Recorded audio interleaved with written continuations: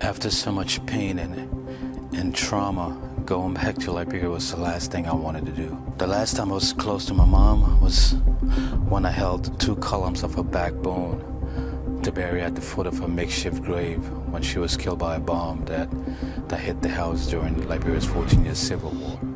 She sacrificed so much for us when we were kids. I couldn't undo the past, so I chose to confront it.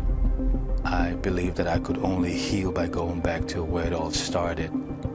Even though I suppressed the pain and the trauma for so long, for so many years, going back was the only thing that I thought was going to help me.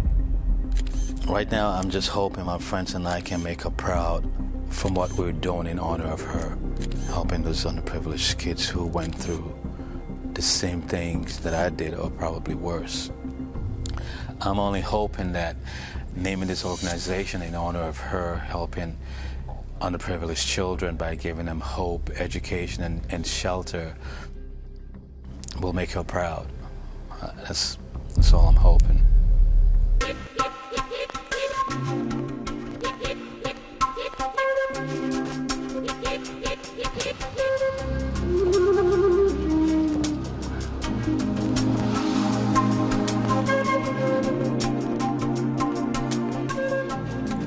I think it was a divine instruction to come back to Liberia, even though I had made up my mind to never step my foot back on the soils of Africa. After what I saw during the civil war here in Liberia. So after seeing all the atrocities in Liberia, the war, killing people, having people get shot right in front of you, and seeing homes and places getting bombed, including our house, it's a place that you don't want to really go back to.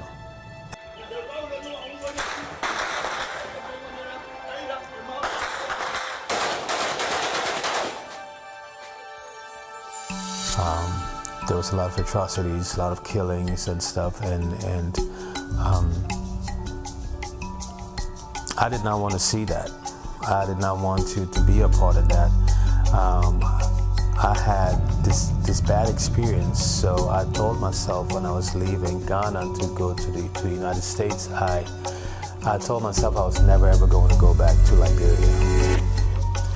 But I went back, and I went back to serve and gave back to the same place that I never wanted to go back to. We are working in Liberia because those people over there really do need help. They need a lot of help. And I feel like Liberia was the best place to go and serve after I got that divine instruction to go and serve. One day I was driving and basically got this, heard his voice or whatever that said, you have to go and serve. And I figured that Liberia was the only place that I could go and start from, because this is where I was born, this is where I was raised, and I know, what the people are going through because of what they experienced during the Civil War. I, for one, I did experience the Civil War, and my family and I were able to get out of the country and go to Ghana, where we lived for over 10 years. We have done so much so far. We've built a school, a state-of-the-art school and facility. We have adopted an orphanage that has about 59 kids, and we're giving all these kids 3 meals a day when they didn't have it before.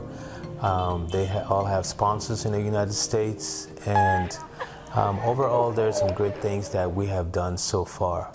One of the main things that we are focusing on right now is the building, the rebuilding of the Abedu School. The kids' population rose from 166 to 566 because it's more or less the best school in that city, in that community. We started with 166 kids, now there are 500 kids. And then we're wanting to break this building down to build a new one to create more space and more classrooms for the kids.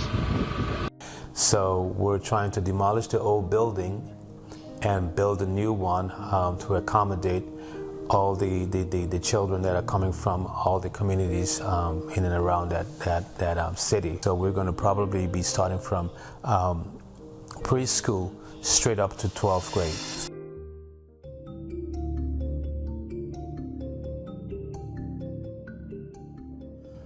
Another big project that we're embarking on is to make the orphanage a self-sustaining one. So the kids actually right now are planting their own garden to make sure that they have veggies and stuff. But the land that they are planting on is not theirs. So we're looking to purchase that land to be able to give them the space to plant more.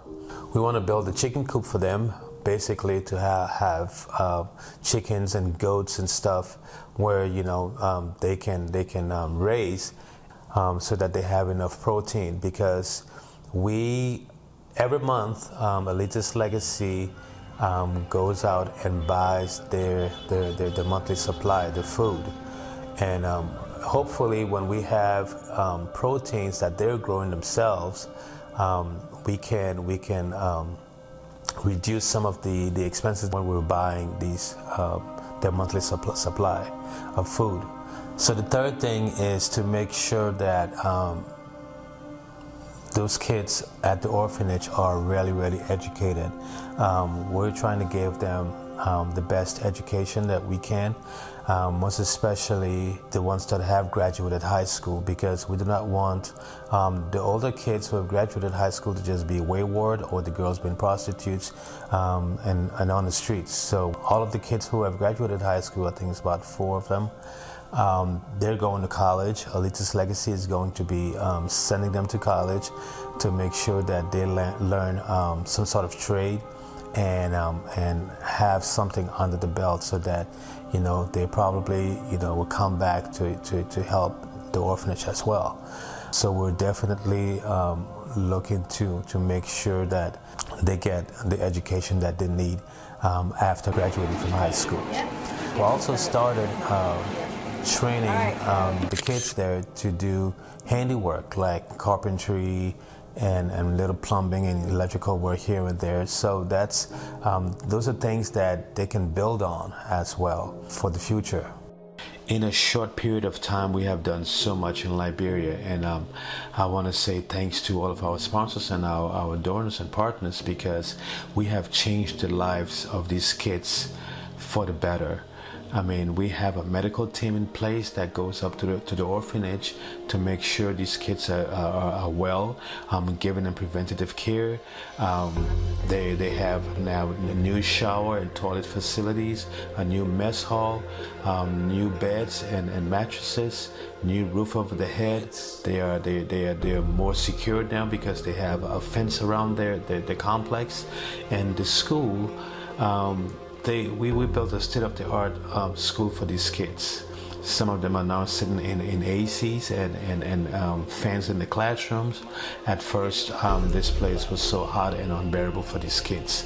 We have basically changed the life of these kids thanks to our sponsors and our donors and partners. We're doing a lot of great things, y'all.